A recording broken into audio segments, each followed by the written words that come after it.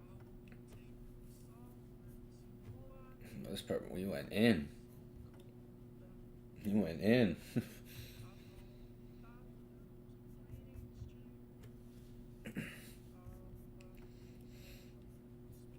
Anyone catch? Type in the chat if you caught it. Type in the chat.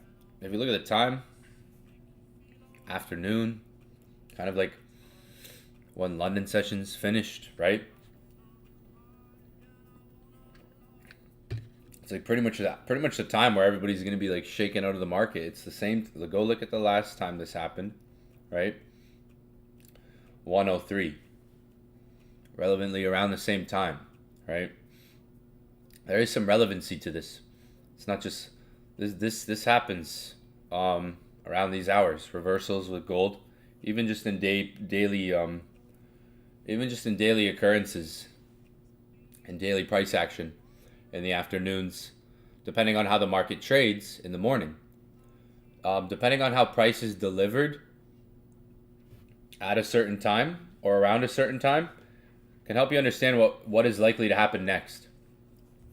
So, in terms of like how price moves, price goes up, price goes down, obviously buys and sells in the market, how a move is created. Depending on how price moves into a time of the day, an hour of the day. I like to call it like a window, kind of like a window of time. All right.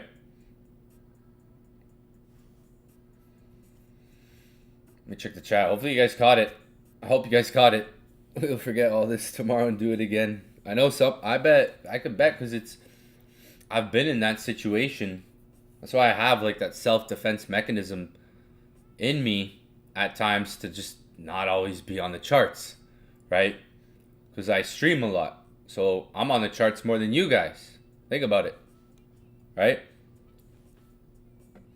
I stream. I watch the charts myself, so I'm on the charts more than you guys. So the more is more, really. If like more isn't less is more. And I'm natural to knowing like when to show up too, like times at seeing situations like this. Like I dropped the same chart 2 weeks ago. Same situation, dipping into a demand zone. I wrote it the same way, similar.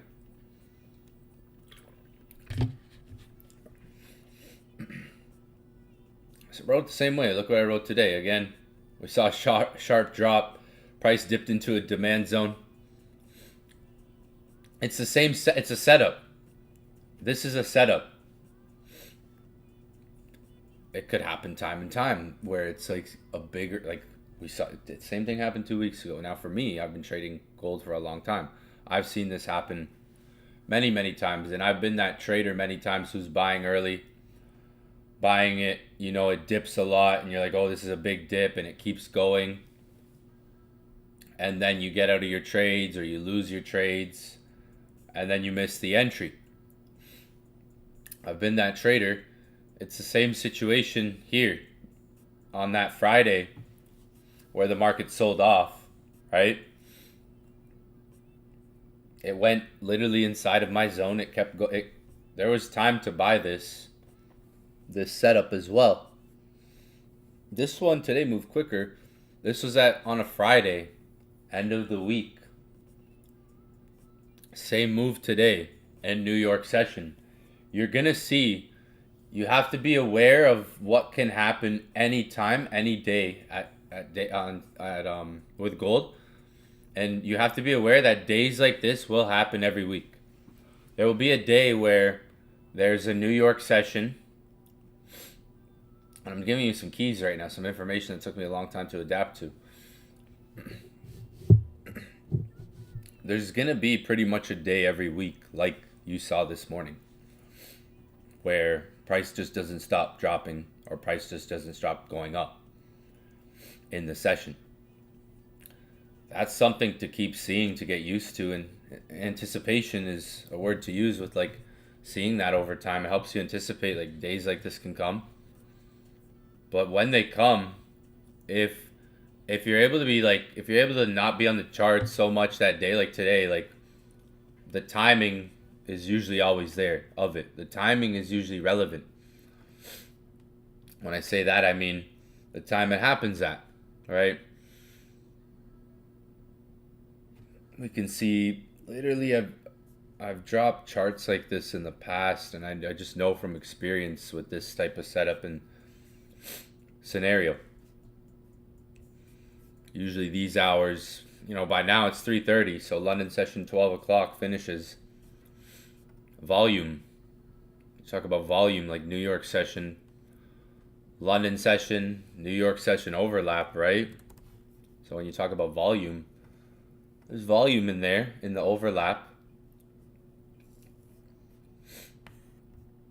But once the London session finishes, it's like a lot of that volume decreases, changes. That's like a day like today. What you saw is one of those days where, and I've said it in the past. I've said that in the past. There's days like this that will happen once a week on average. If you average it out long term, you'll get a day like this once a week where price just doesn't stop dropping, and you think it's like a buy the dip, and every trader's buying early. In that, the time always, again, the time is always like comes out of that move. So just be aware of that. I've spoken about it before, and knowing this information, you will see it. Like, don't bet in the next month. We'll see, like, we'll bring this type of situation up again, right? Where the market does this.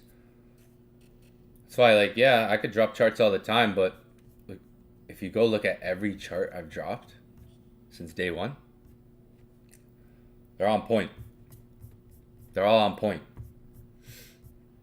If you look at every chart I've dropped, they're all on point since day one that I started dropping charts. More can be more. Less is more over time. Like, in probabilities happen more over time, like the highest of them more over time.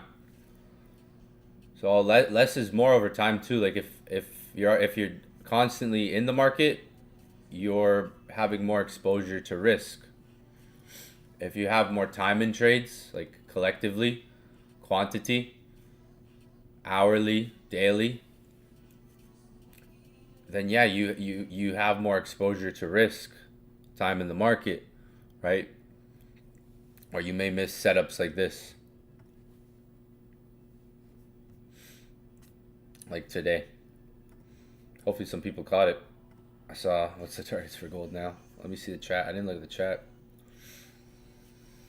I'm still holding some positions, yeah.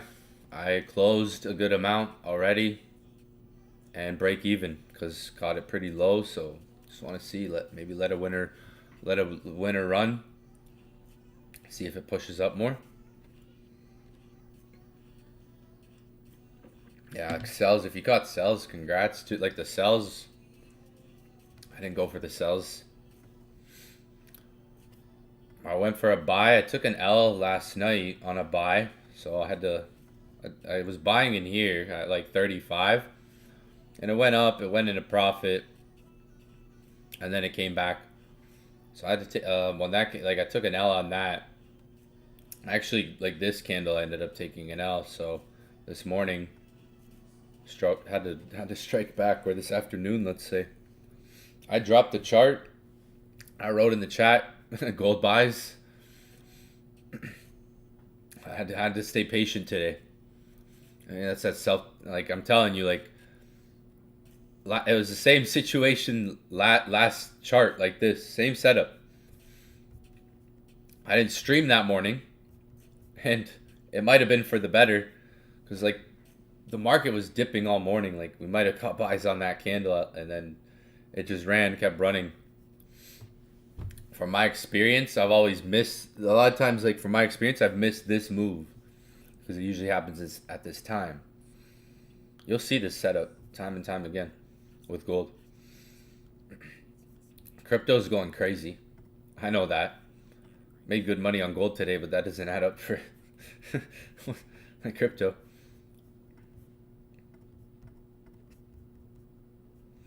basically like like if you go daily, you have demand here, one. You have demand down here, two.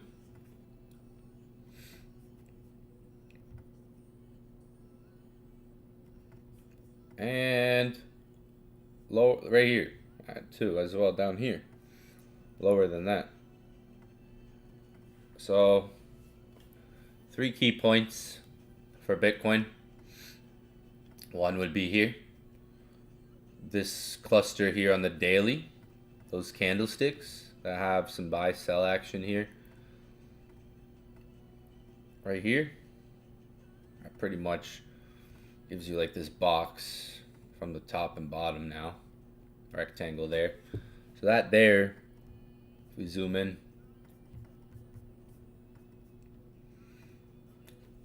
yeah, I want to get a new. I'm done with the Mac. I'm gonna get a PC setup. Like, done with the Macs. And the Grand Theft Auto. You know about the Grand Theft Auto coming out? You can create a server inside of there. And there's gonna be stuff with like crypto related in it. Maybe my brain thinks of something for us, for us gamers. In the future, in like 2 years, I'll be like, so Grand Theft Auto comes out 2026. So 2027. Still got 2 years to that, but I play video games. You guys already know. It's fun. I enjoy it. Good way to activate the brain. I mean, you play for 30 minutes, hour, brain's activated as well. If you're good too, like to get like getting good at a game too, take some brain work, thinking. So I like that part of it too.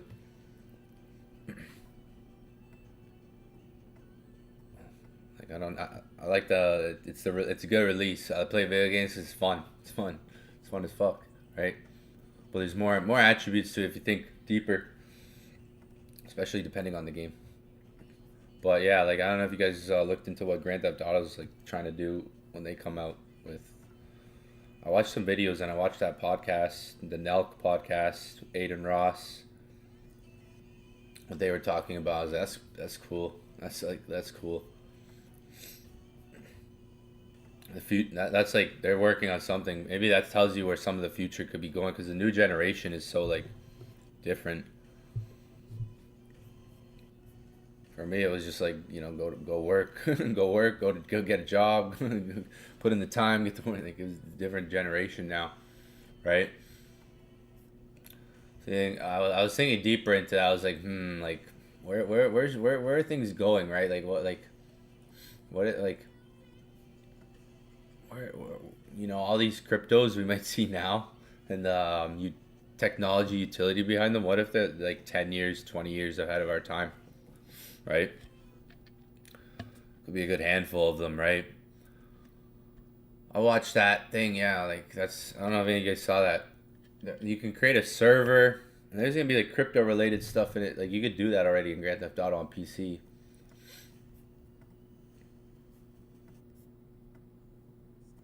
Hayden Ross was saying he's gonna create a coin.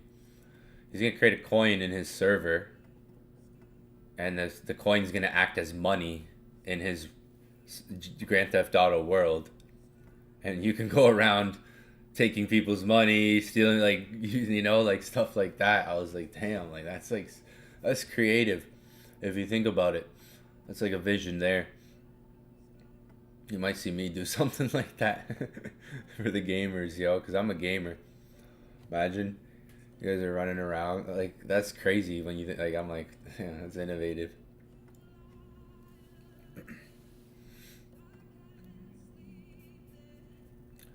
Maybe like 3 years from now. Maybe like 3 years, 2-3 years from now. That's all it, because that's how long it would take till it even like comes out.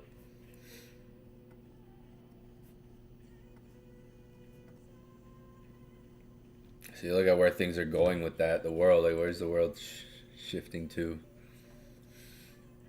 But yeah, you got like on Bitcoin. I know everyone's probably panicking. I mean, for sure, yeah. Like it's crazy, crazy times. The Bybit hack. Like, why is this happening? Like, you got to think about what's happened in the last couple of weeks. The Bybit hack. That was huge. Maybe a lot of people aren't just thinking like even just that practical. A hack just happened on one of the biggest um, exchanges, leverage like where people trade. Bybit. I'm sure a lot of you guys know about that.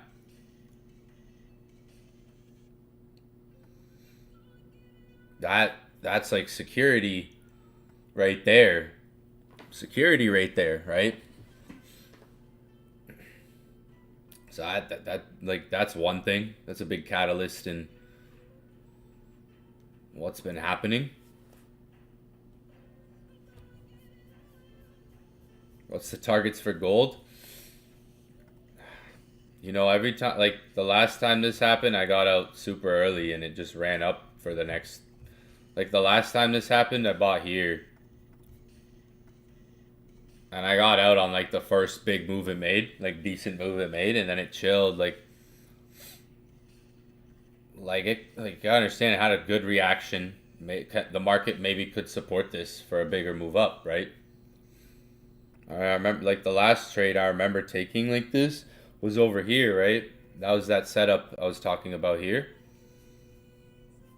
I got out when it made that move, but this thing just went up for the next 2-3 days after. It could, like, if price holds today going into tomorrow, it could go up for 2 days. If like there was a good reaction here, it could try to hold. Like there was a big buy the dip there. Yeah, crypto market's going crazy. The Bybit hack happened. That's one thing. Yesterday with the whole tariffs news with Trump's been speaking a lot, coming out really fast. A lot of fast news. So there's so much fast news every week coming out. Faster and faster and faster. But that Bybit hack was a pretty big thing. Security, like that's security right there. So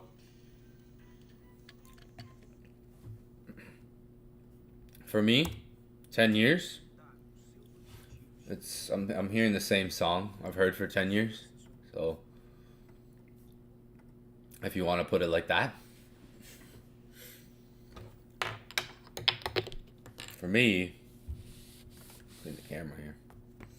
For me, it's like the same song I've been listening for the last 10 years. I've been through worse. So,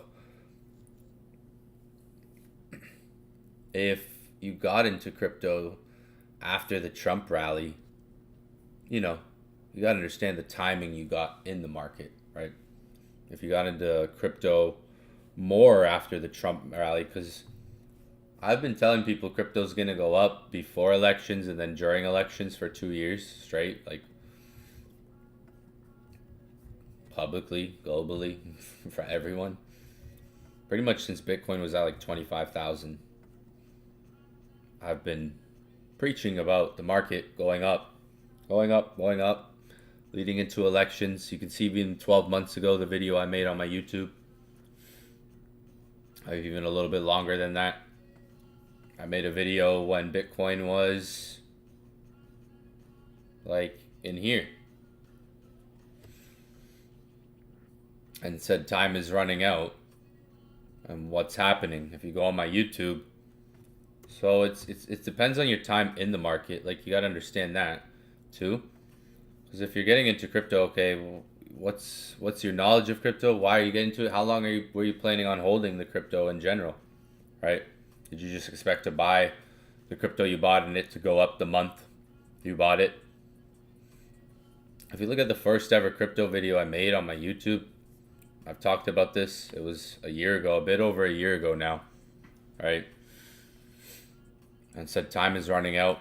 What's happening with Bitcoin? And then 10 months ago made another Bitcoin video, or a couple months after that. Some of my lowest viewed videos have the most key timings to watch it. Some of my lowest viewed videos are key is times to have watched the video. Like, so understand, like, when I post something, it's like I might be posting it because it's a time to watch it as well. Because any crypto video I've posted has that relevancy to it. Go watch every single crypto video I've posted. Go look at the market, and the timing was always there. So, if you got in after Trump, Trump after the Trump rally, right? I understand the timing of things, like how much things have moved up, right?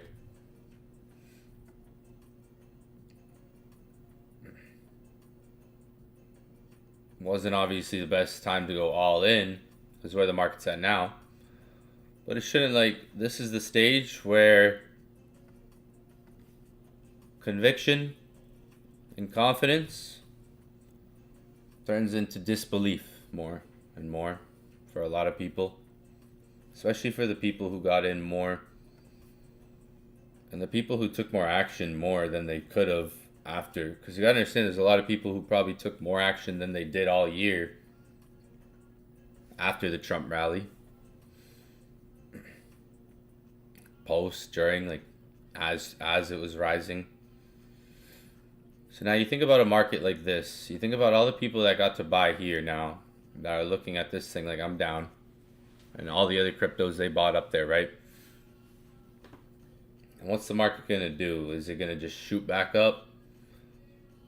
It could. Anything can happen in crypto. All you need is one big month and things can turn, right? But the market now might just create more tension for people. Like, it could go down, right? Like, imagine this. Imagine the market imagine you bought Bitcoin here for the first time at 100,000. Imagine you bought Bitcoin. It's like, imagine you're just a person that bought Bitcoin first time at 100,000, 105,000. And other coins at that same price Bitcoin was at. Maybe you bought some other coins at that price. Now, what's it going to take for the market to recover, right? Time. What does time cost a lot of people in this day and age? Money, right? Staying in something like this, if you have a lot of, So imagine, people buying here for the first time. Because after Trump, probably that's when more people got aggressive.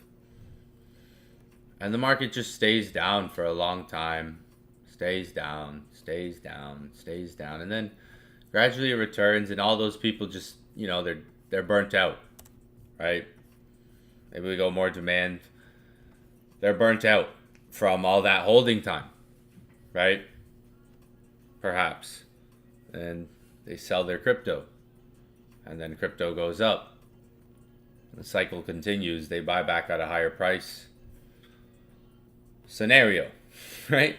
Interesting scenario when you think of it like that. You gotta think about the masses. Think about how long it just spent here.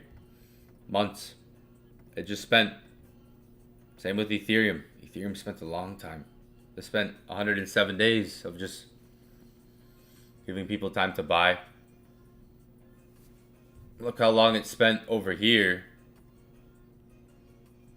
before it completely rallied. Right? You have a bull flag there. We know the future of this thing, but we always have to be realistic. It could come down more. We always have to, we know to the moon, all that, right? You have a bull flag down there, and the market made a double top here, right? Just took out all this liquidity. So this is kind of I like to call it the lifeline. That's the closest reference point of demand for the market. Other than that, it's down here and even lower, right? Where we broke out of that bullish flag, back down here as well. The market is angling that maybe it's creating a similar structure. If you look at what happened, it spent a long time over here on the rally back to the all-time high. breaking it, going to 70,000. Want to hit 70,000, right? Let's look at the first 107 days. What was the first 107 days when it rallied up to 70,000? So 71 days. Well, if we consider the rally up to 70,000, after that,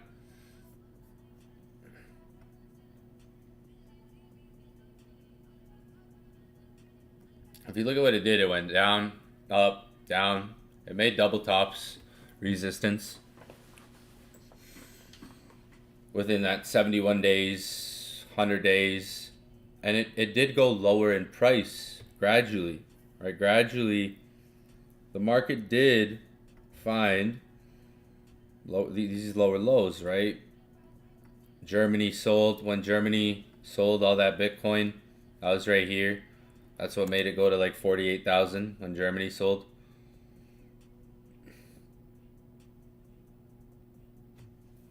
So in that whole time, which was realistically before it broke out of that bull flag, that whole time was like 236 days. 236 days would be over here.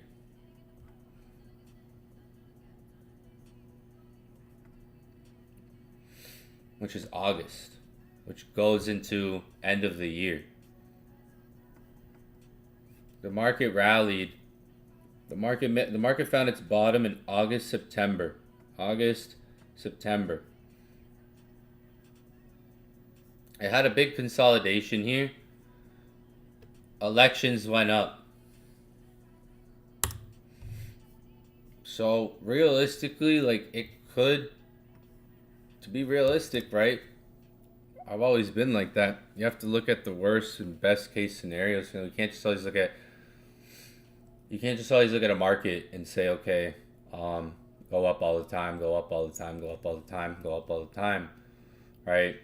You have to be able to look at the market and, okay, the worst case scenario, yeah, like, what if the next rally happens towards the end of the year, just like it did this year? Like this year, the market rallied September, October, November into December, end of the year, sell off.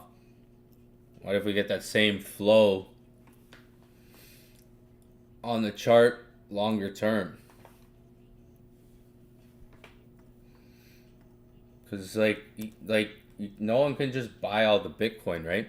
It's gonna take It's gonna take like 120 years for all the Bitcoin to be mined. No one can just buy it all.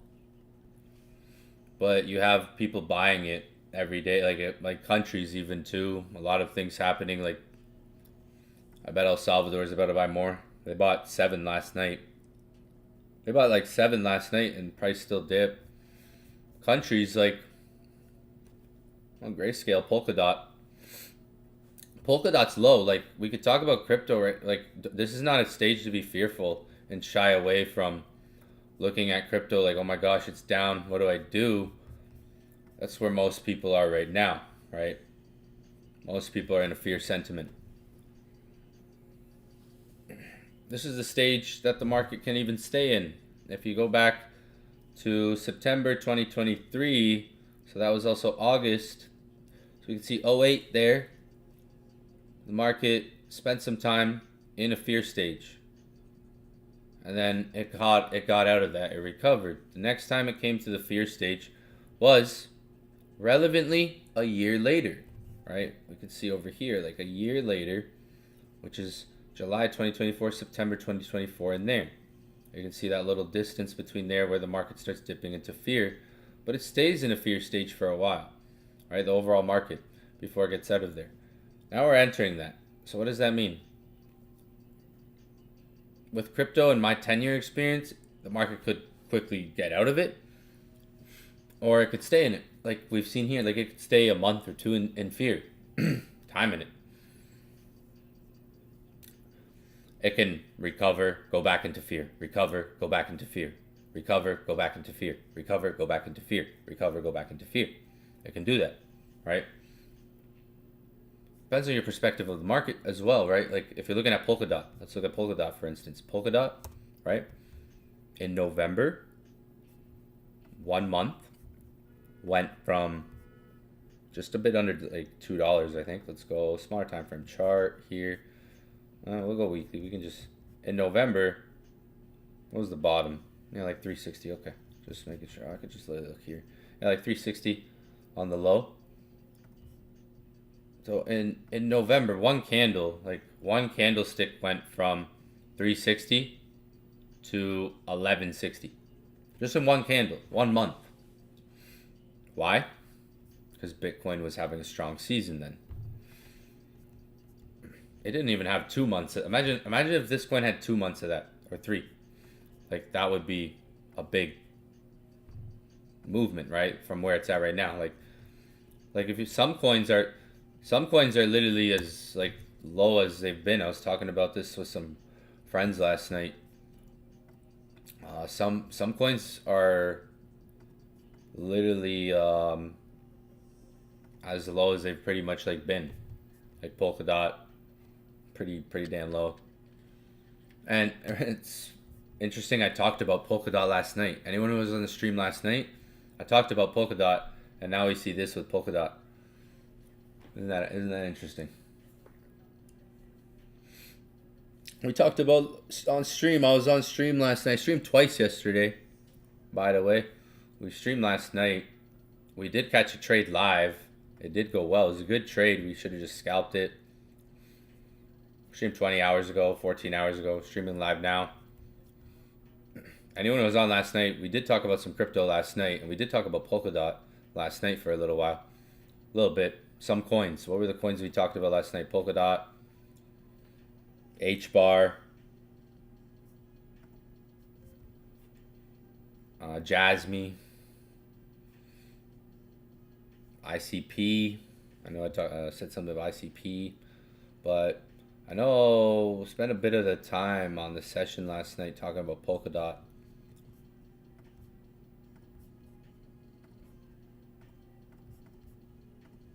And now we see this. Literally not even like 12 hours or a day later. It's pretty cool. See? I'm on it. See? See? Yeah, the universe. I'm out of water now.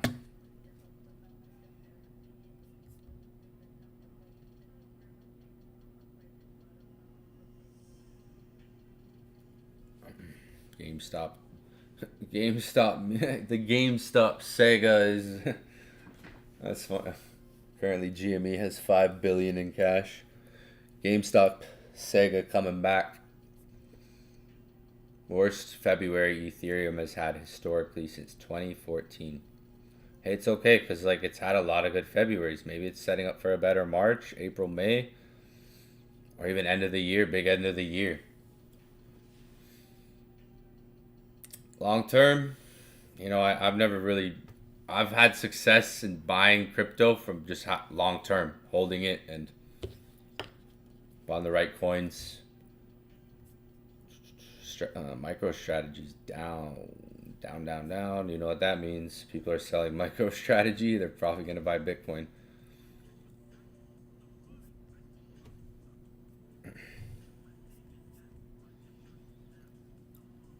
Yeah, and this too. So one thing to also consider, like the Bybit hack happened. So that's like a big security issue, right? But I saw they resolved it, right?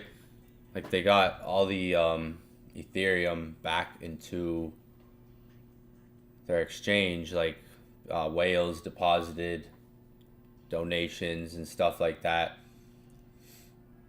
So I know they took care of the funds that got hacked. The Bybit hack with that, and also stocks, like overall broader market for U.S. stocks. Those, if you look at what was it, S&P even today, if you look at the S&P, had a bit of a down day in the morning as well. That's all you can see. Even what it says here, rising consumer. Even what I said last night on stream, the market's gonna digest. I said on stream, the market's gonna digest this. And now Bitcoin, Jerome Powell's labeled it as digital gold. Some people, like, it's that. That's what I've always seen it as. you got to know now it's also an asset. It correlates to the stock market.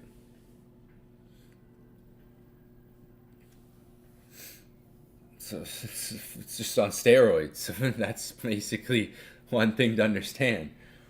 You know that dog, the dog, the little dog. I think we got the emoji. You guys know the emoji I got in the Discord? Little dog guy. Where is he? I think there's a buff one. That's like the Bitcoin. Like it's on steroids. How fast it moves. It's a roller coaster. Makes sense because think about like the day and age we live in. Everything's fast. It's open 24 hours. To sell a stock, selling stocks, like stock market's closed, it opens, closing time, opening time. So if there's news that happens in the world at nighttime and what's open, the stock market's not, right? Currencies are in, right? The stock market's going to digest that news the next day. And then Bitcoin's going to even just get impacted like that because now you got to think of Bitcoin now. ETFs, Wall Street, hedge funds, adoption in that institution inside of things, right? So what is it now, right? It's being looked at, right? Like you could say more as like a traditional asset, right? Which compiles like when we talk about a broader market, you have the S&P 500 index, right? Okay. You have that, right? That's a broader market, 500 of the top companies in one index, right? So like look at the last, if you look at how S&P US 30 traded Friday, like Thursday, Friday, down, right? Bybit hack, all that. Crypto's always open, right? So when these things open and they digest more of the news, like traders are getting ready to sell the market on open because this morning, just from what you saw, since pretty much the end of last week, right? Friday selling off into yesterday, a bit more today. The morning really started down and still like down from Friday, right? From all-time highs.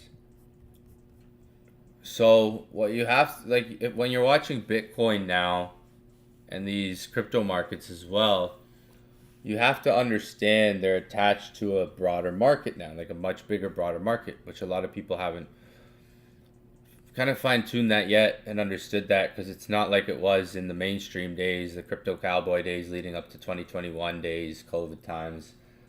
It's still volatile. It's still what it is. It's fast. You can see look at some of the percentages today, 20%, 30% down, 10, 20, right?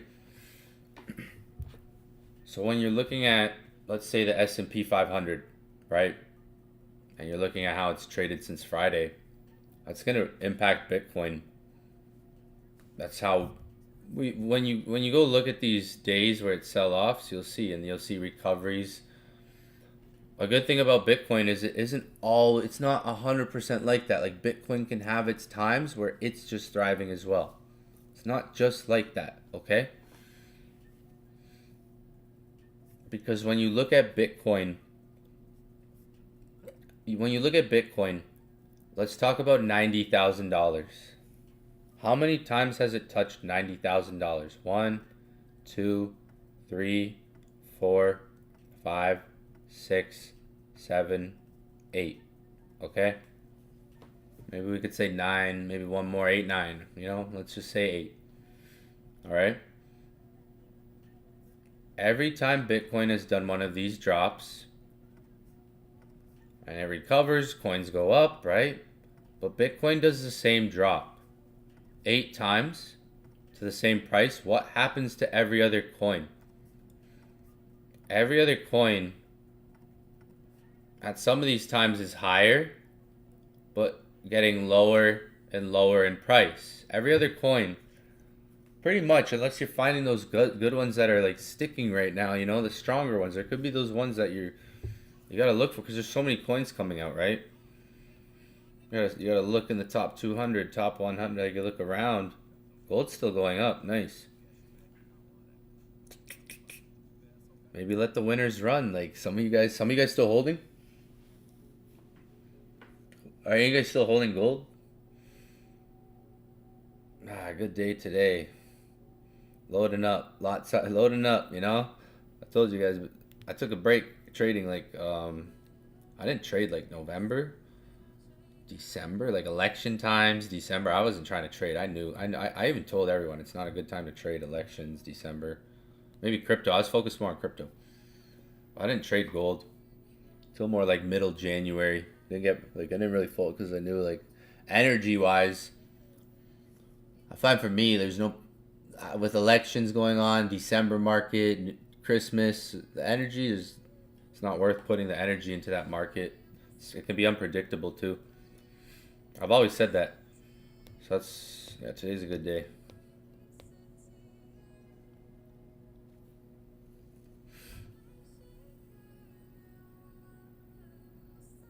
Wow. Love it. That's the types of setups you need to be efficient on. Right there. Like, if you look at it, pushing 29.15.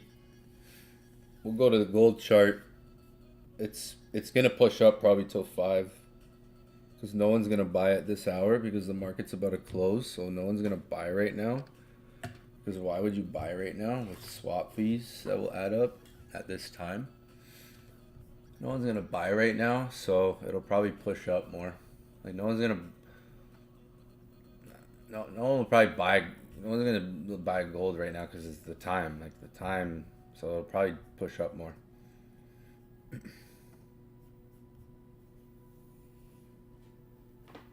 Some of you guys still holding? Anyone still holding?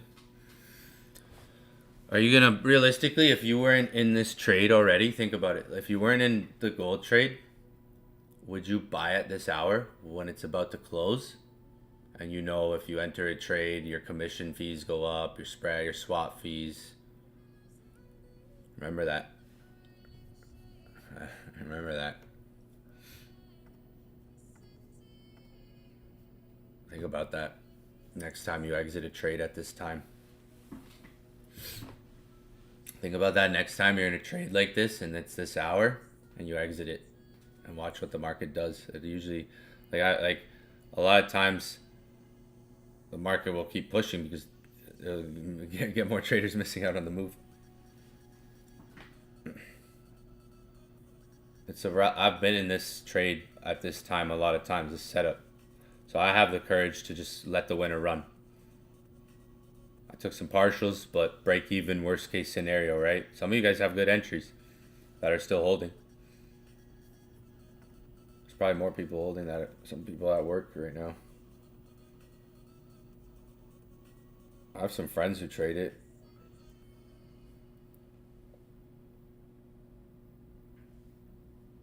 I don't trade binaries though, no. But I know, like, I'm really good at putting information and strategies together on that side of things, but I used to do that a lot. Like, I haven't traded that in like 5 years.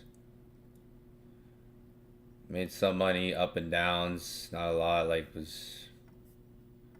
wasn't really my thing, to be honest. I was just like in the background, just always trading forex more. MT4, MT5 style, like forex, gold, whatever indices, like, that style. I was good at creating binary trade, like, strategies and profit. Like, I was good at making people money with it, right?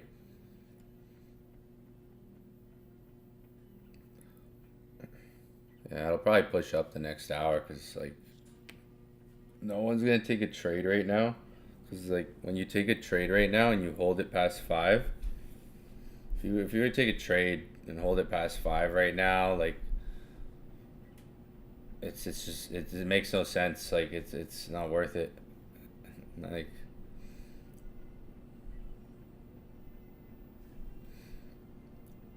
patience, yo. You guys just gotta wait for the bat signal sometimes. That's what I said. Like, you just gotta wait for the bat signal. Dropped at 12:20 this afternoon. Right afternoon. that's the type of setup I try to capitalize on, because if I get it right, I could make like 10 G's, 20 G's, 8,100 to be exact right now. If it's not making money is like most people are used to trading their time for money, right? Sometimes as fast as it comes is as fast as it goes. All right? As fast as money can come to you, it can go as fast, right? So when you let something come to you, you can be more efficient on it and have a greater reward within all that adding up of a lot of trades. I'm up 8,200 USD right now. In Canada, I'm balling out. Yeah, USD's king.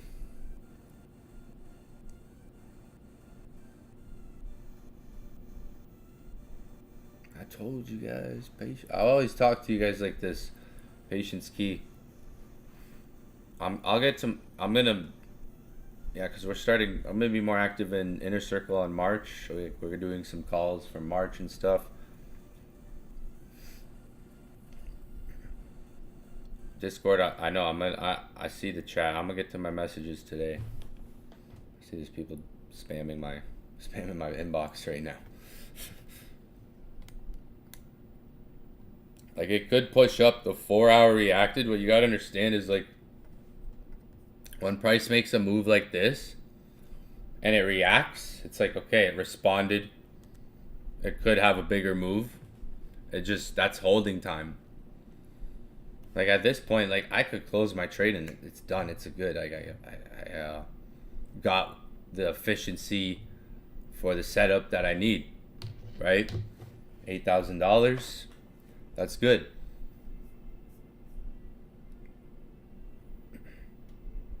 But most of the time, I'm in this situation where I'm up 5, 8, 10, and I close. I could have made 30. I could have made 20. So it's like that. Like, it depends on, like, your holding time. Like, it's like, okay, are you willing to be break even or close? That's why I said I closed some partials. So maybe that doesn't impact me as much if it does go back to my entry. I gave you guys it at the right time. Gave you guys good entries. Called it out at the right time. People made money today. The ones who were patient, I hope everyone was patient enough. Yeah, it's pushing up. Like, it might have been a buy the dip. There's still these tariffs going on, trade wars going on. And obviously stock market's dropping, crypto's dropping. So, like, for me, because this setup, I remember this trade, I made like $5,800, right? And it moved quick. Like, it was up $5,800, good. And then I added an entry and got to like 7, 8. We were streamed for like 3-4 hours that day. That trade, if I held for like one more day, it would have like just, you know, I don't even remember. I think it would have been like 28K, 22K, like a number like that. So, with the amount of setups you're taking, like, how many times are you taking setups like this where it's like, okay, a big dump happened. I got a big dump today. It obviously followed my magic arrow. I'm just watching the numbers go up now. This is like the best part, you know?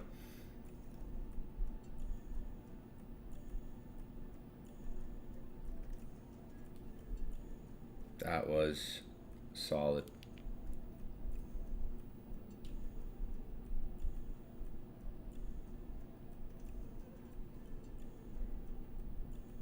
When people ask target, what's the target tomorrow?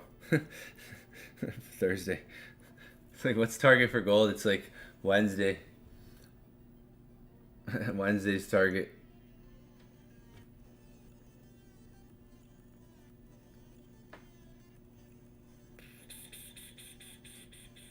That's like, it's holding time at times if you catch a good entry, like, and obviously I have a lot more experience than you guys, obviously, so I've been in these scenarios more. So it takes that too, maybe like how many times you get yourself in a situation where you're in a trade and it's up a lot of pips, maybe it's moved far from your entry, and how many times you get yourself in that situation, right?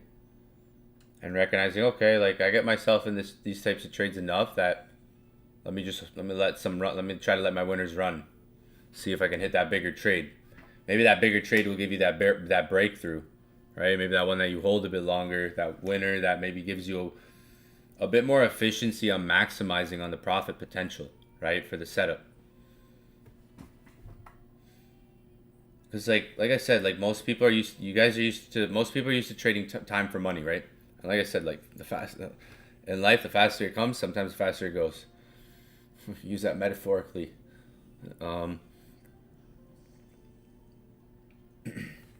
In trading, it's like the skill set's built on efficiency. You make money like being not trading your time so much. Like your time in the first 2-3 years or 3-4 years is spent time building, adapting, learning. But like when making money is more like being efficient. You're not like it's not more time in the market, more trades in the market.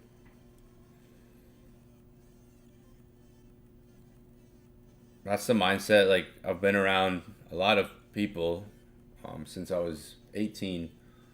Studied a lot of people.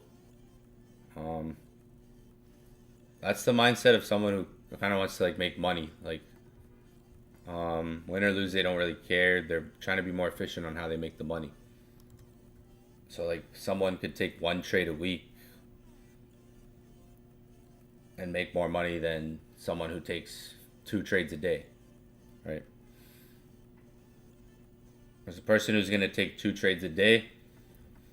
I mean, there's both sides. They're gonna have losses at least. That person might win that one trade, and it might be one trade won for the week. Boom, and it was efficient setup. Or maybe that person's won 2 trades a week, win one, lose one.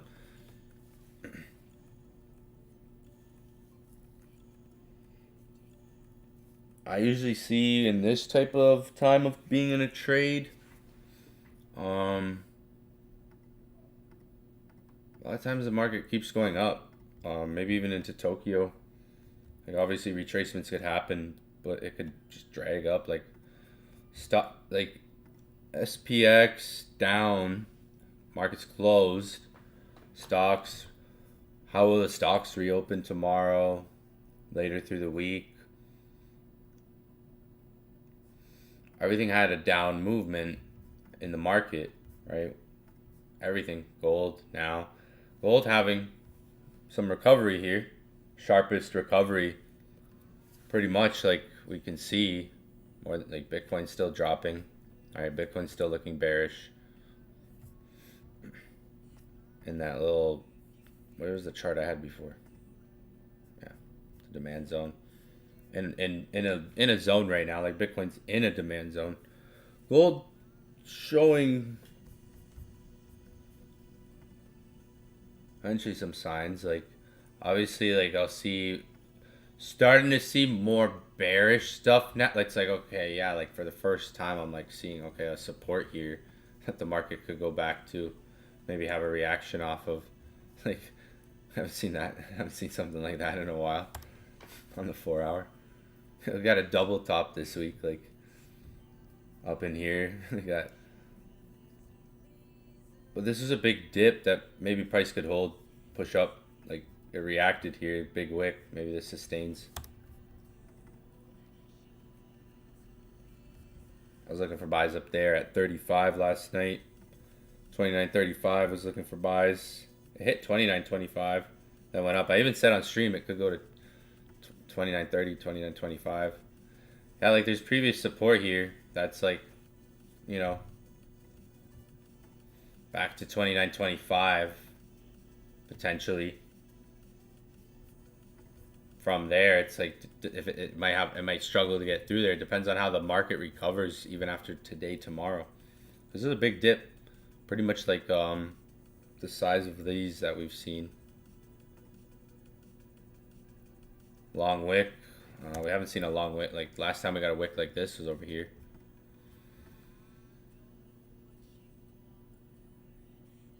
After that candle, like look at how the market dropped down. After that candle just rallied up. But it took, 4, 8, 12, 16, 20, 20 hours. It took some time. So if you're trying to hold the trade, like break even, if you know you're break even, or you put your stop loss maybe above your entry, maybe secure some profits in case, like close some partials as it goes up more. Try not to look at the trade all the time. Try to look at it maybe at key times, every 4 hours, maybe close to the end of every 4 hours. Maybe don't look at the trade every 5 minutes. If you're gonna make a decision when you're in a trade, because when you're in a trade like this, it's right now. It's like a close full profit. Call it a day, maybe even call it a week. To be honest, maybe even not call it a week, but like chill. We call it a day. No, not call it a week. Still Tuesday. This trade could make the week, potentially holding it. But if it's like, okay, when you're in a trade like this, you have decisions that you can make, right? When you're in a trade and it's floating in profit, good amount of pips. I'm up $20, so 200 pips. It's like close the full trade. Now, if you close the full trade, that doesn't mean you have to look for a trade right away, right? You just secured the job. The job is done, right? You have to understand that. You close a trade. It doesn't mean, okay, let me find the next entry. Let me find a trade now. Or let me buy again. Because you have the position, you have the buy. If you think the market's going to go up, you have the buy, you have the position. So it's like, when you're in a trade like this, you have decisions to make. It's like, I can close a full trade. I can close a percentage of what the trade's up, I'm not saying what to do, but you have many decisions you can make. At the end of the day, when you make your decision, you don't always want to be looking at the trade. You just want to make your decision, snap like that, unemotional. Maybe closing 80% of the trade is the most unemotional thing to do. Something like that. Close partials, put it to break even. If you're comfortable with putting a trade to break even, don't constantly look at the trade, right? If you're trying to catch a swing, right? Maybe don't constantly look at it every 10 minutes, every 30 minutes. Maybe check up on it in different sessions. Maybe look at it in Tokyo session. Look at how the market looks before London, or maybe look at New York, right? Different times apart. Give the market some time. So that I promise you there'll be times you go to your trade and you look and you're like, oh man, I'm up. Like, and you weren't looking at it for 8 hours, 4 hours. Just like I wasn't looking at the market all day today until 12 p.m., right? So, whichever way you want to take that.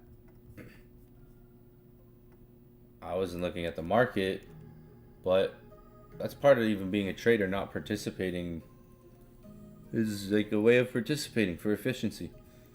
But you still stay on the job. Like, I'm probably on the charts more than a lot of traders if you guys consider how much I stream. Sells, like, maybe it pushes up into that 25. Like, if you look, like, we did go higher, and now, like, it came all the way back to where it started. Like, it came back to a good volume point from the Friday sell-off, last Friday sell-off, right? The February 14th, the Valentine's Day sell-off right there. So it came back. You got to consider like that movement down and how price went after, right? Look where we just traded to today, right? Literally, we came right back into that point. All this volume over here that started this movement up. So you still have like a point here that has a big demand of support, right? When you're going daily now, yeah, we have this candle today, and now when you look back here on the daily, that's where daily structure is, right? And then way back down here, right, which is where we reached for today. But you have the high. You have the high in the range, right? So when you're looking at this low and this high on the daily, right? The market just reached that range, like it filled that right here. So it could try to trade out of that, is what I'm saying. When you go to a line chart on the daily, you see here, it could pull back into that, which is higher than 29.25. Maybe that's where, if it's going to be a reversal structure, that if you're looking at a reversal, you know, low, we could see market reacting. If it pulls up, maybe you get something like this.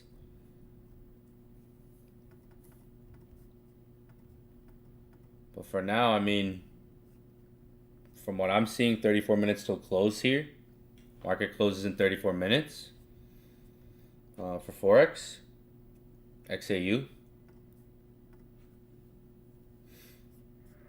We had we reacted into something. Price reacted. There's something there, right? It came into a big daily area, right? Here. So be interesting to see like how this trades tonight too. Like the next 4 hour after this, or the next 4 hours. Like this 4 hour bullish, we can see closes in 30 minutes, right? So I wouldn't say it's like sells at 29.25. It's like seeing how the market's trading going to there. Potentially there could be a reaction, but you know, I like the way this is looking so far. It could potentially go up, but that would be maybe a next level to reach there into like 29.25. Yeah, I could see that.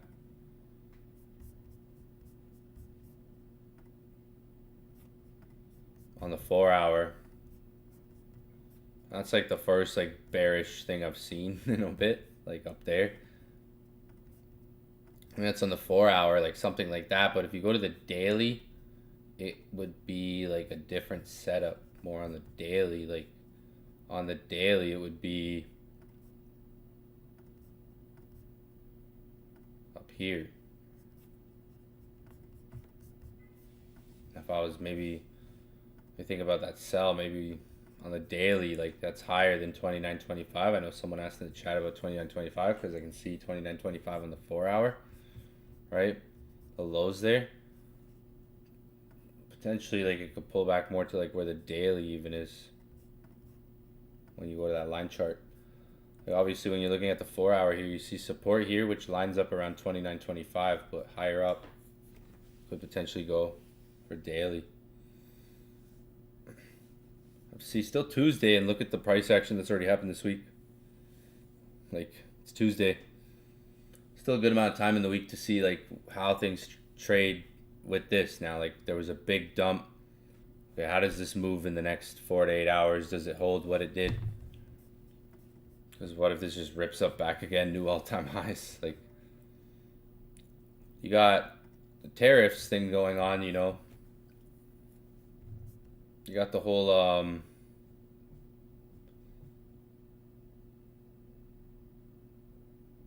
waiting for the new headlines. Bitcoin. Oh, when did he post that? 2020. Waiting for the new headline. Bitcoin crashes from 101 to 80. Save the tweet. Waiting for the new headline. Crashes from 1 million to. That's funny. The price difference. I get it. The Bybit hacker is bridging funds to Bitcoin. The hacker currently has bridged over 6 million stolen ETH to BTC. Look at this. This just blows my mind.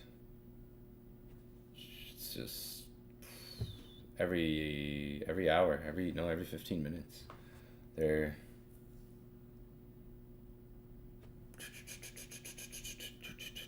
like they can never beat you if you buy the dips. What a guy. What a great guy. Bybit has returned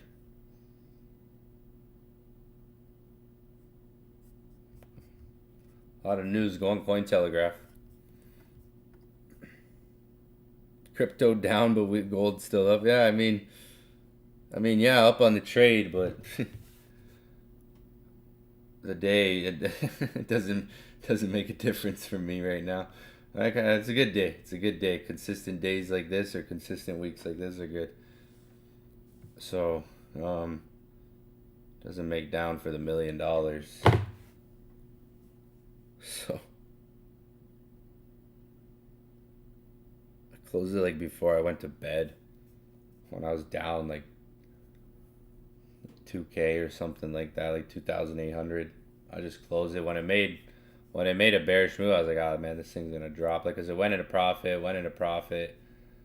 Could have closed it twice, and then I went in drawdown, so closed it like when trade started going against me. I think it was like London session.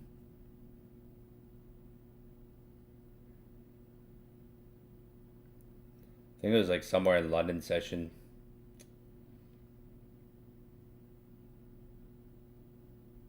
This thing went out like it went, yeah. Could have squeezed out like literally good profit on it too. So I win or lose, like let's say like win or lose, because a trade, like sometimes letting your winners run can get you that maximum more profit that you're looking for. So win or lose, it's like you don't want to just rush the next trade either. Win or lose. Like you win a trade or you close a profitable trade, it's not like, okay, let me look for the next entry. Because that could still be the entry that you could have held. That at times will happen.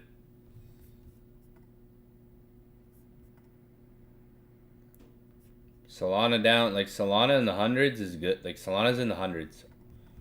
Sub hundreds, $100 is lower. Like Solana, everything is on sale compared to where it was just at the coming into the year.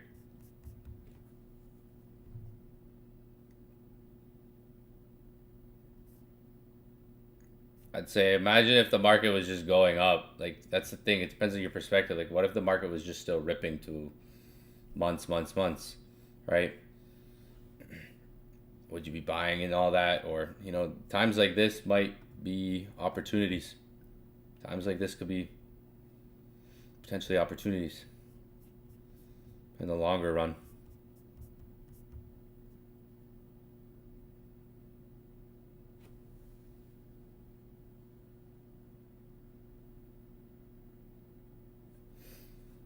Should the treasury be put on the blockchain?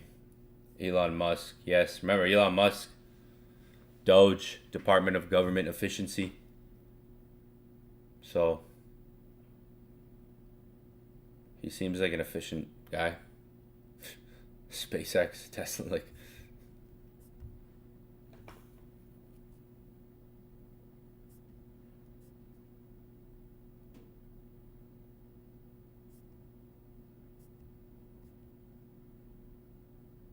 BlackRock just deposited, that was 7 hours ago, 18,000 Ethereum and 1,800 Bitcoin into Coinbase in the past hour. That was 7 hours ago.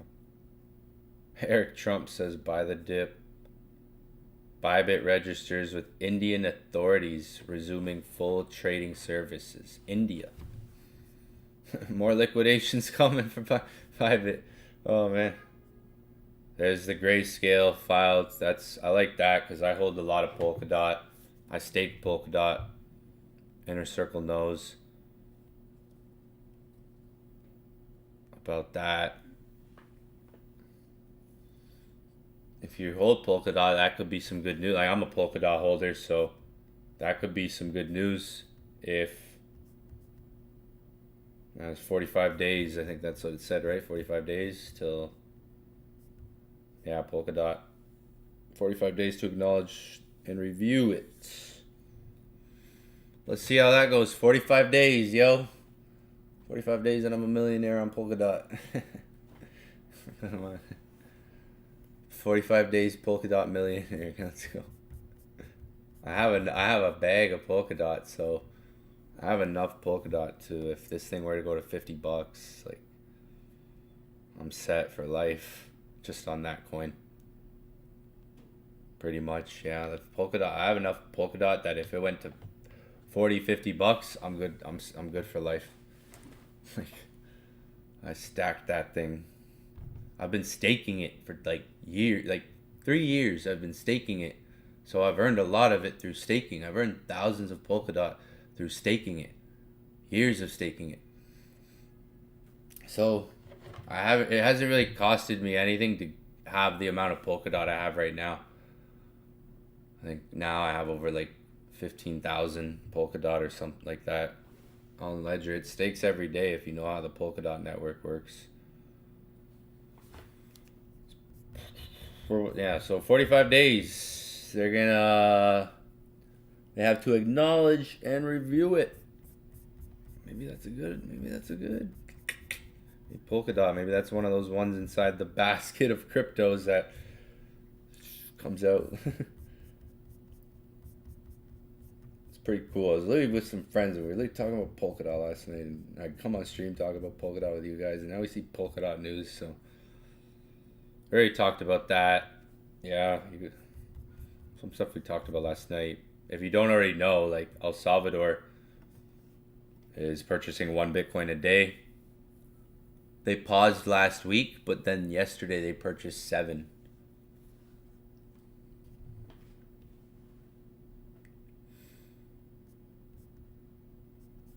So there's a lot of other news down more, but I want to look at today. Bitcoin, less volatility on the upside means that maybe we go up 10x from the bottom. Facts. Look at what happened, how it went from 18,000 to 100K. Like, think about that. What do you say here? In terms of exact number, but what I do know is that in these bull markets historically, we've seen very big drawdowns. In 2017, Bitcoin went up about 20x, but there were 6 different drawdowns of 30% on the way to that 20x in a single year.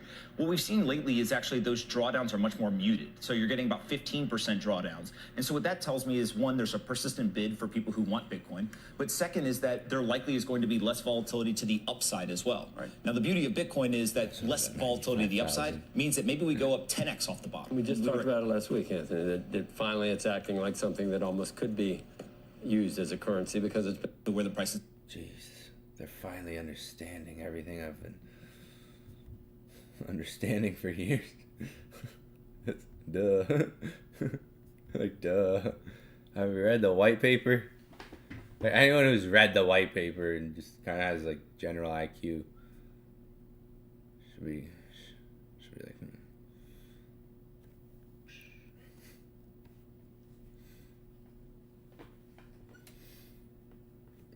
yeah, that's cool. Like, so we saw Bitcoin was the first ETF obviously approved, and we saw what a lot of that did to it, its price performance as well. Now we're seeing ETFs for other alternative coins and major coins as well. And we just saw Polkadot get filed for one. We see XRP ETFs, HBAR filings, Solana, even a couple meme coins as well. Litecoin. So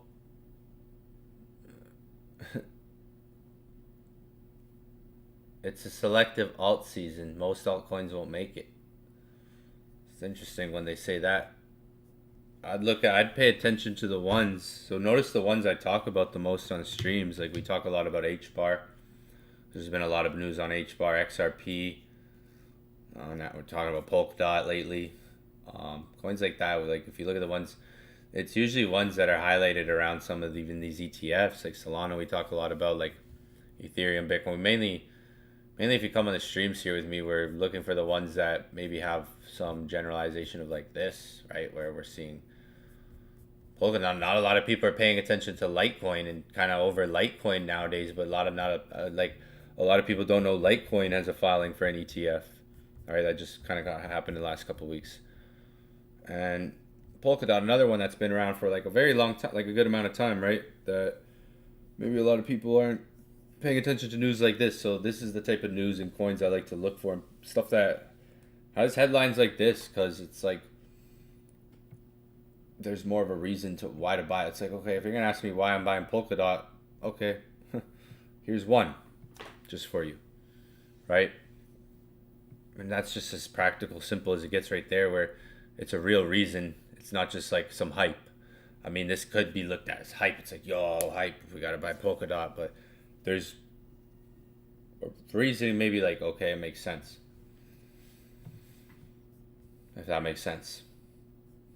Because most people just buy coins because it's maybe hype, or they like the coin name, or I've had people tell me like, it's a cool coin, look at it, it looks cool. I've had people tell me to buy NFTs because it's cool. I'm like, man, why did I listen to some of you? So that's good news. Like, if you're a holder, I've been a holder for years. So it's like, I treat it like, for me, it's my perspective. Again, my opinion, not financial advice here. I like that. You know, there's filings. If we'll go to them. I know I've posted about them. We gotta probably find the updated one. I'll have to look and find it. But last time I posted this, I think was in January. Oh no, this month, yeah, January. And I got El Salvador news. Oh yeah, here. So these coins, like, hey, look at these. Add Polkadot to here now. Maybe there's a few others we could add to here. We'll have to. I want to look at the updated version. This is just a screenshot from like coming into February. But Polkadot. So for instance, for those who are maybe don't understand what this is, so Grayscale is an ETF. An exchange traded fund is what that means. We may be able to find them right here. Like you can see, Grayscale has a digital large cap conversion. That's a basket of assets. That's Grayscale. There's other companies. So these are companies that have their ETFs that file. So file. They file for these ETFs for these assets.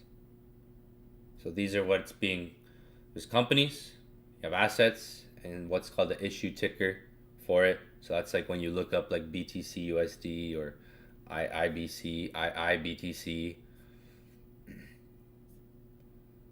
So you could see it's pretty much the same ones for most, like there's the H bar. I think there's more H bar ones. Oh no, Canary H bar. I think this got filed. So if you look, there's a press filing date, and you have the 19 B4.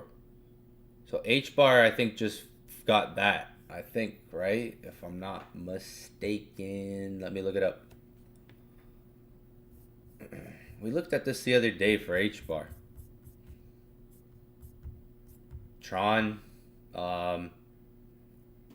the Telegram, or Ton, I think is a Telegram one as well. Might be an interesting one. I think if we scroll through here, we'll find the H bar. Just bear with me for a minute, or I could quickly just look it up. Cardano, there's another one. Cardano. So ADA, another coin that gets staked, another coin that you can literally own, and to get more, you don't have to do anything of it for it. Where's the H bar? Where did we find that H bar news the other day? Literally, there's so much news that, yeah, there it is. So files for spot H bar ETF with NASDAQ.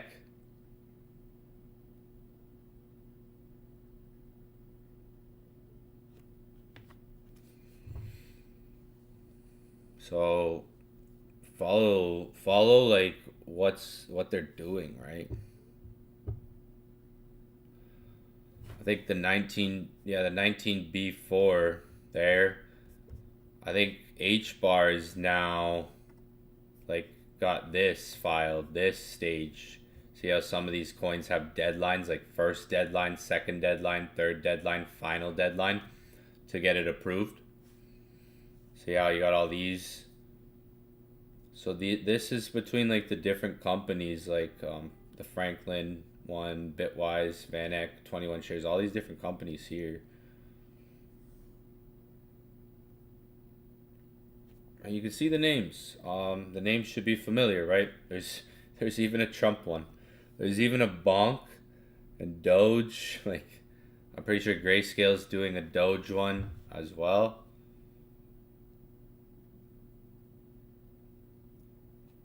So even when we look at H bar, we did a night where we talked about that for a good amount, like a bit. Maybe that was Inner Circle. I keep forgetting. Doing so many. That was on the weekend.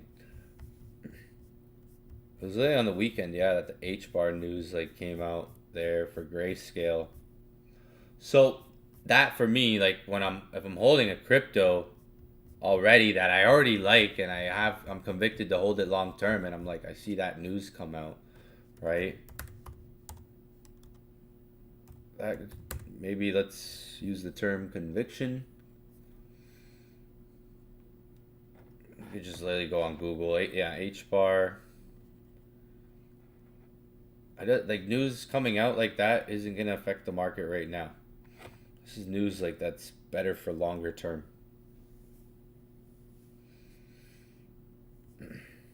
That's what we got one day ago, days ago, and then even like on the weekend.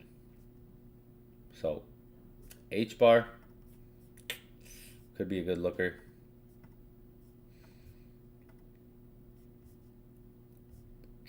I think it's all-time highs like 58 cents.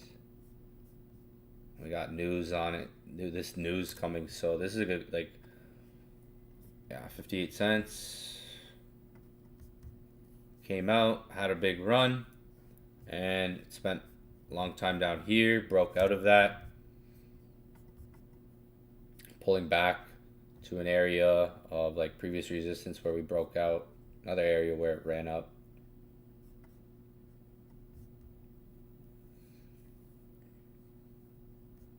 If you like XRP, but if you hold XRP or you like XRP, consider also H bar. Not like which one's better, which one's worse. Like both are great, and they can also move off of each other a lot. Like if XRP has like a major rally, like if XRP goes to $5, H bar is gonna run. H bar is gonna rally. They're in the same sector of like the coin, so and American coin, American company too. Like, so if XRP is gonna run, if you have high expectations for XRP or XRP holder, like it's not like one's better than the other. This, that, they're their own thing. Like you could have your opinions and your arguments, let's say, on which one's better or worse, but like both are, I would say, both are good. But this is obviously lower than what XRP's moved. XRP's been around since 2012. This has been around since like 2020 going into 21. Like 2019 early. Like this hasn't been around since 2012 like XRP has.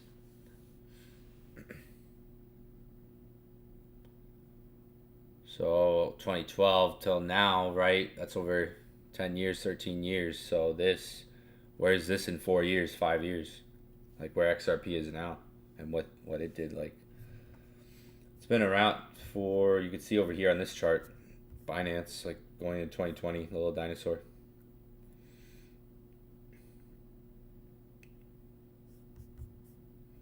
Polkadot, that's like some of the, Polkadot and H bar. That's on the NASDAQ. They're going for the NASDAQ here. The the Form 19 4B. So that's like this thing here.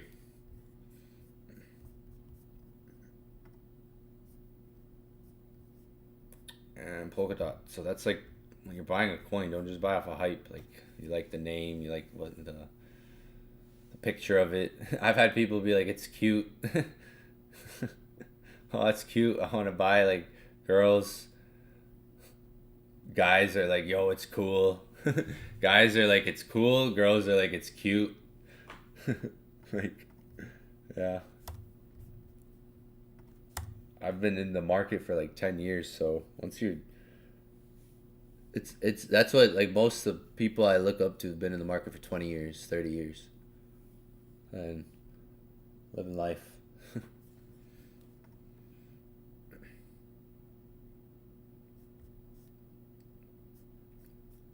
So any questions before we get off? Do you usually close trades before market closes? Well, yeah, like I do a lot of times. And that's how I learned, like, man, like usually I do, and then it goes up. And I'm like, oh, why did I close? Because you have that overlap or like the overnight fees. If you hold a trade past market close, you can sometimes get like swap fees. So that's annoying. I usually like to be out before 10 minutes from now, because after that hour you can get like swap fees, commission fees added up, and that part sucks. If you have a lot of entries, that's not good. If you have like a lot of entries, if you have just one entry, it's not as bad. Filecoin, everyone's literally talking about Filecoin last night with some friends. Someone was bringing it up last night, but I don't really know anything about Filecoin. I have to look into it.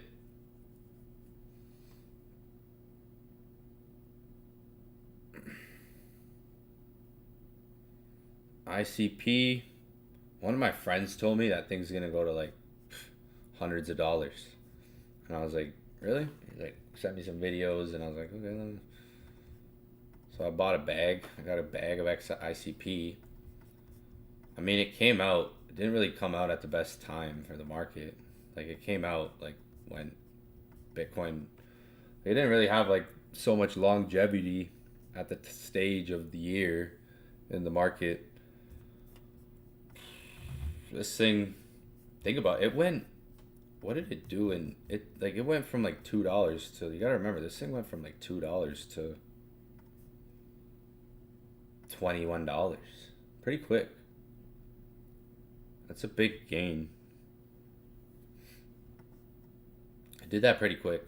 Now it's come back to all this like accumulation. This is one of those alts. So when it comes down to like alternatives, one of those ones that's just like I have my alts that I know I want to just hold till when Bitcoin gets to its peak and see where they're at. I don't have price targets. I don't keep price targets. It's the stage of the market. When the market's going up for like 3 months, 4 months successively. Because remember Polkadot, like for instance, Polkadot, the one that just got ETF filed today. One green candle went from 360 to 1160. 1 month to have that price movement. Imagine 3 months of that. You can't, if you get 3 months of that, like you're in the right coin and you're holding it long enough to get that 3 months of that. That's it. That's like your holding time paid off. But it's like you don't always know. Like for me, I've been in crypto for 10 years and I've had my price expectations have always been exceeded like by the market. And when you're in the right coins and you're in the right stage of the market, it will give you those gains. When like Bitcoin goes, like Bitcoin went up, Bitcoin had gains all here. Everything went up, right? And now we're back down.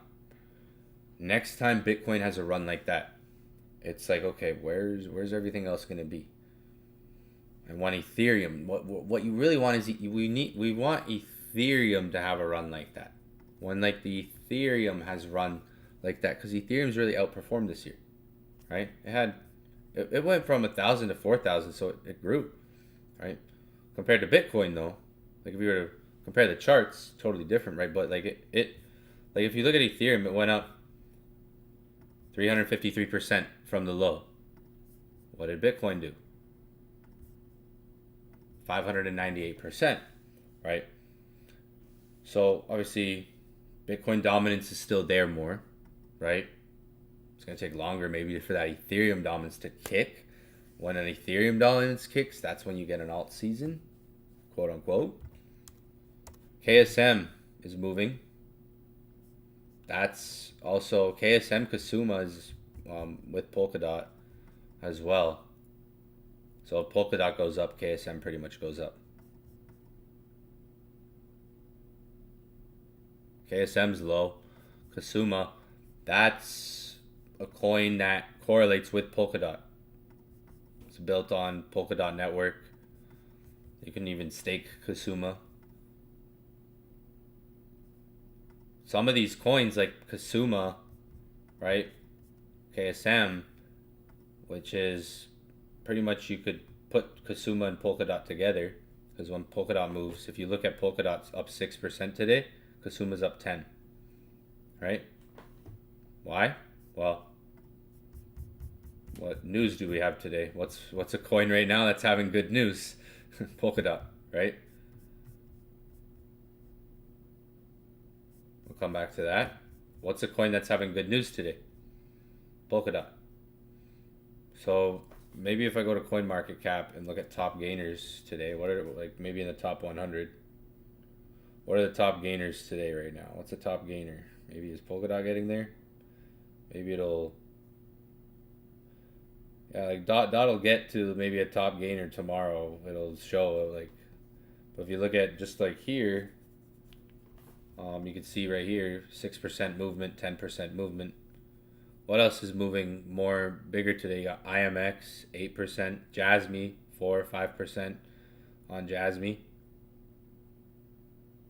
Stocks going down. So like these coins, like they'll recover. You can't just time it, because when that right phase comes, it's like look what Kasuma did in that month. It went from $14 to $55. Imagine if I had 2 more months of that. You know, where's price gonna compound to there? 100? No, more like $200, right?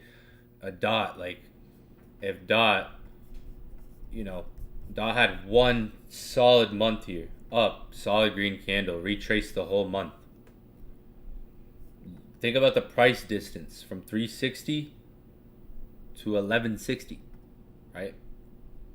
If it were to do that same price distance again, it would go. If it did that same thing again, it would be at. All it needs to do is that twice. Like it's far. It could go far in price with 2-3 months of movement in the right phase for the market. Like when you look at how these all-time highs are made, they're not 10 months of going up. It's 1, 2, 3, 4 months up, down, and then it's another 1, 2, 3, 4 months up. So your bull run, like the time you spend in the market, years in the market, can get made up in literally 3-4 months. Well, at the right stage, okay. Polkadot's like pretty much low. So let me see what else you guys said. I don't like to leave trades when I'm going to sleep. I prefer. Yeah, I mean, with the time zone you're on, obviously for me it's 5 in the afternoon here, so maybe you're on a different time zone, right? You might be in Europe, so I get that. I mean, you'll get used to it though.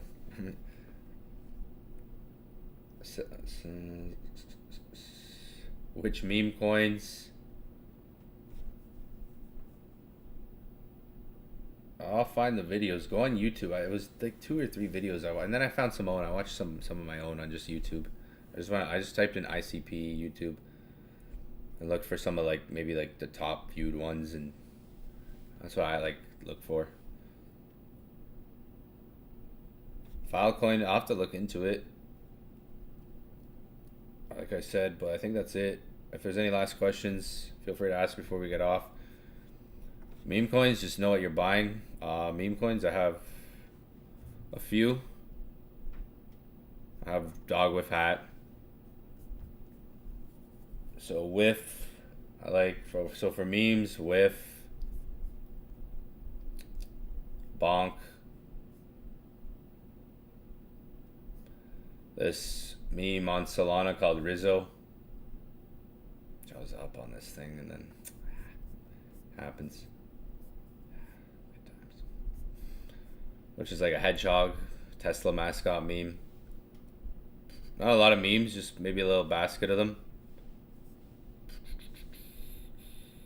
Pepe, like those memes, like I'll put them at the bottom, to be honest. Let me just put them all in one little section here.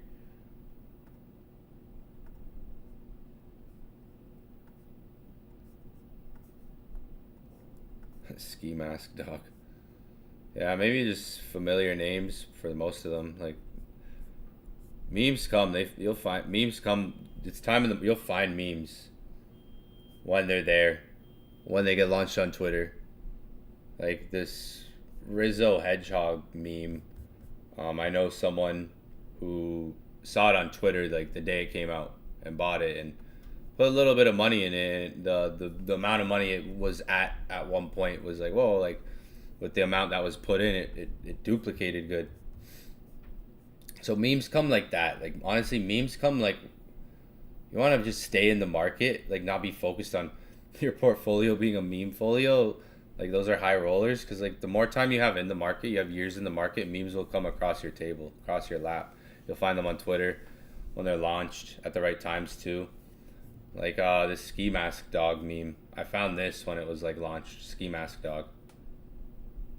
I found it at the right time. Put like a bit of money into it, and it duplicated because I found it right there. So like, it's just kind of staying on top of things. Research. Memes aren't like I wouldn't look at them as like high value, even though they can have high returns. It's a high roller, like something that I love. Oh, I'm just holding. I'm gonna hold these, see where they get when Bitcoin's at its peak. Dog with hat. I like that dog. I mean, it's the first dog to me. Like it hit $5. Like it's the first dog to hit $1, right? So that's the type of that's your meme conviction right there. Like memes, it's like what are you convicted by? Oh, it's the first dog meme to. It's the first. It has intrinsic value because it's the first dog meme to hit $1. You know how you have all the dog memes like Doge. It hit $1 before Doge did. Right? If Doge even ever hits $1. I think Doge's like 75 cents.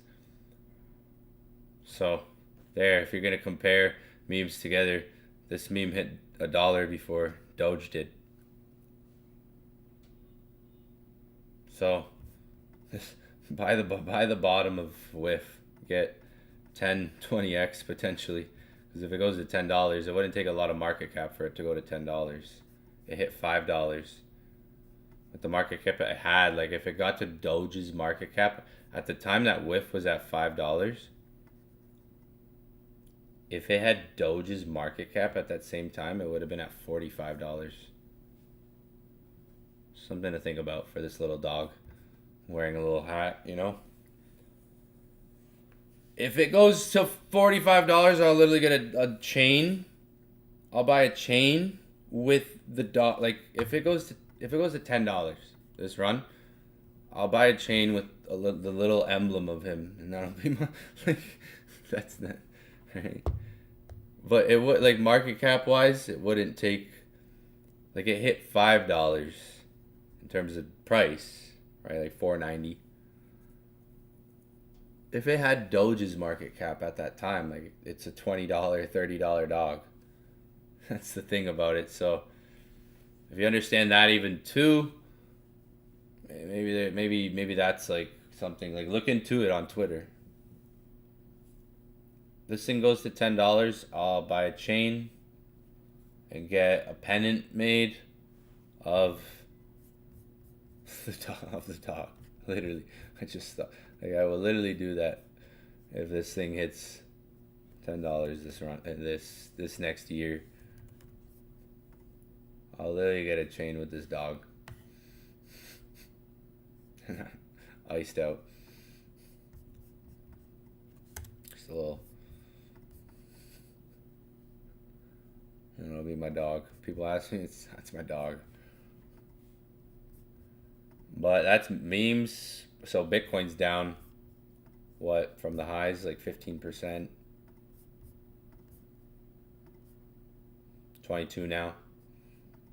So memes are going to be down like 60, 80, right? That's one thing when you're holding memes, you understand like there could be a phase where they're just down like 80%. All of them.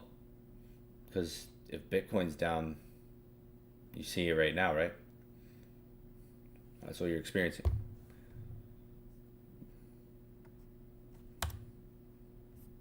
But yeah, guys, we're gonna wrap it up here in 5 minutes or so. Gotta get on. I'll be on later. No, yeah, I'll be on later. Gotta recover. Gotta eat. Legs are gonna be tarnished tomorrow. When I was 18, I gotta get back to how I was when I was like 18, like 17, 18. When I was 17, 18, I could squat a plate and a 25. So fuck, today was, did a 35 on each side today. When I was 17, 18, I was all, like, if I kept it up, I would have got to 2 plates on each side when I was 17, 18. So I'm like, man, I told him, I was like, no, I told him, you'll see soon I'll be at a plate. And then, yeah, my legs are gonna be done tomorrow. Smash that like button, fam. We got 53 likes. I know we had like 500 views on here. Bitcoin, like I said, beginning of the session, it's got 3, if you remember, 3 spots. One here, on the daily, and way down here. Maybe there's more turmoil in the world, and hopefully there's not another exchange hack that, you know, you can see, like, the reason I say that is because the candle's there. See those candles there? And I've always said it could, I've always talked about that, saying it could go to like 88, 84. I've told you guys for the last 2 months, what happens if Bitcoin drops to 88,000 or 70,000 or 60 or 8? Like, for the last 2 months, I've said to you guys, like, what happens? Like, I've said that for a reason, because most people don't, like, most people still don't see, like, okay, Bitcoin's at 90,000 almost. Yeah, it's bad, but, you know, it's down.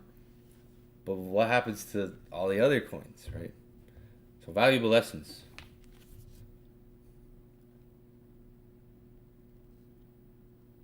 Polkadot ETF. So Polkadot, $100 Polkadot would be $75 Polkadot. Man.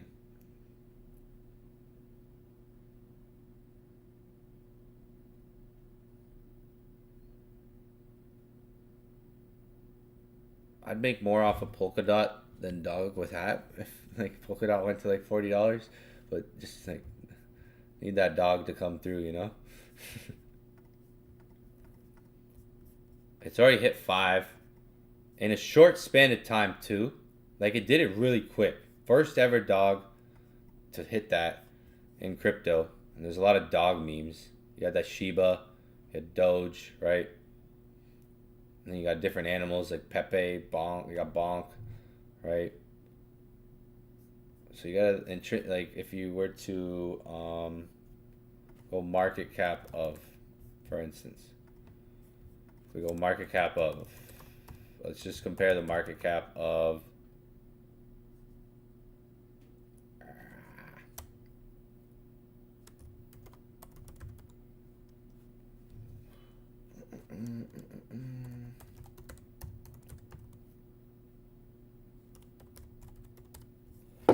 that website. I was typing market cap of. I don't know if I didn't see it there, but I was literally whiff, woof, woof, whiff, whiff, woof, woof. Doge. Let's go right now. Let's just see right now for speculation. Where's that dog?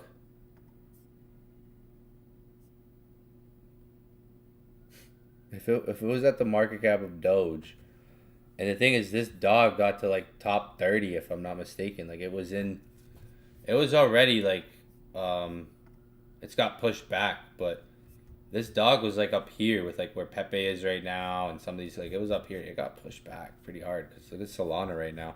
Remember, it's on the Solana network. Dog with hat is a Solana network coin. So Solana goes down, dog with hat. Oof, oof. Where did we get pushed back to, dog? 105. We got pushed out to 100. It's pretty sad. No. My dog. I gotta go to mount of this. That's why. That's the meme I got a good bag with. So I'm like, obviously, watch 50,000, watch like $42,000 go to $10,000 in weeks. You're like, damn. Still got my dog though. Still gonna hold it, see what happens long term, because it came out in March. I remember, like it hit. Everyone started finding out about it in March. It came out a little bit before that, and then it ran to like it hit that quick, and then it had its big retracement down, and it went back. Now it's having another retracement down. So right now, like let's just even say Where's Pepe? Because Doge is big. Pepe, let's go Pepe, smaller than Doge. Pepe coin, right? Whoops. What the market cap of Pepe? Is that the right one? No, that's not Pep. That's Pep. That's not the right one. Even right now with like Pepe's market cap, there you go. It would be at $3.45. It hasn't been around as long as like these bonk. What would be a bonk at this market cap at this point in time with the market? Bonk, $1. Bonk, bonk, bonk. So, honestly, that was that's the dog I'm betting on. Damn, if you don't know, you know how they say horses, you bet on a horse. This that's the dog. If you're talking about memes, I gotta look it up. I forget what website was that. I have it on somewhere here.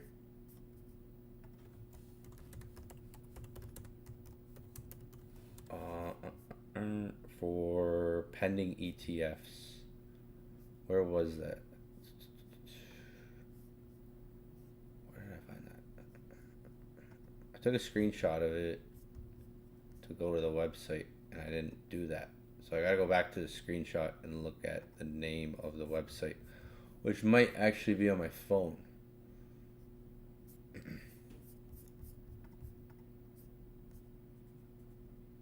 Yeah, the full screen. I gotta go back to like the full screenshot of these that I have, but it should say at the bottom. It's on Bloomberg, yeah. So it's on Bloomberg,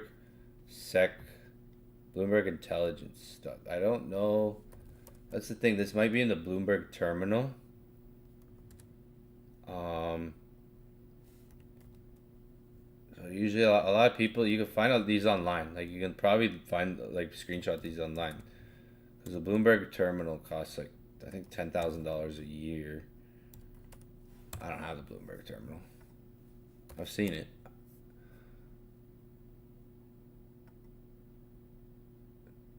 Look at the bottom of the page where it says submit filings, search filings.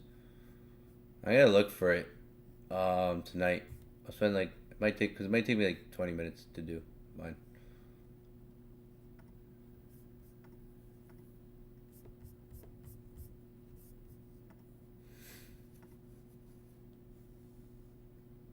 Next live, what time is it right now? So kind of like later hours, like usually if you've ever been on kind of like the later sessions I do, 10 p.m., 11 o'clock, around there. Late Tokyo, good time to kind of get back on the charts. What time is it right now? Yeah, I'm done for the day. Like 10 p.m. Eastern time, so 5 hours from now.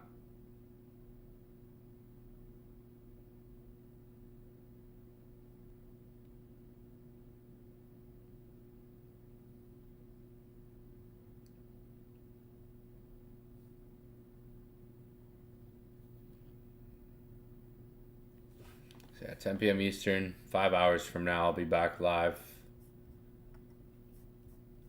Smash that like button before you get off. We're going to wrap it up.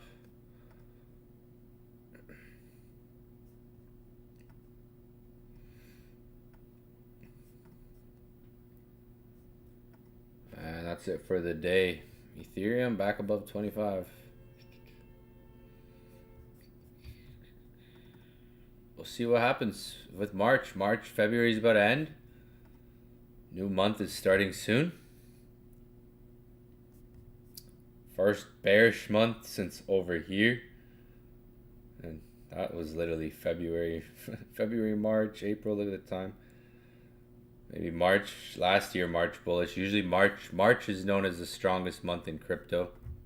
And then like October, November, that season. March historically performed strong. So we'll see. Like this month's been bearish. I don't think this month's going to keep dragging as much more. Like there's only a couple days left in the month here. Till the next month candle opens.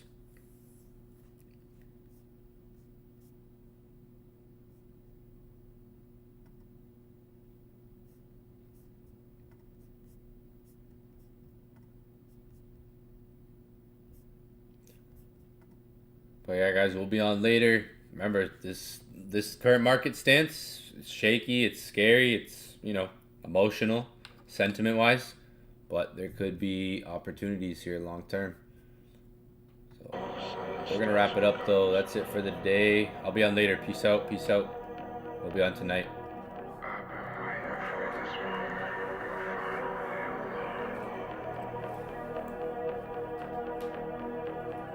I turn to ask the question, so anxious, my thoughts.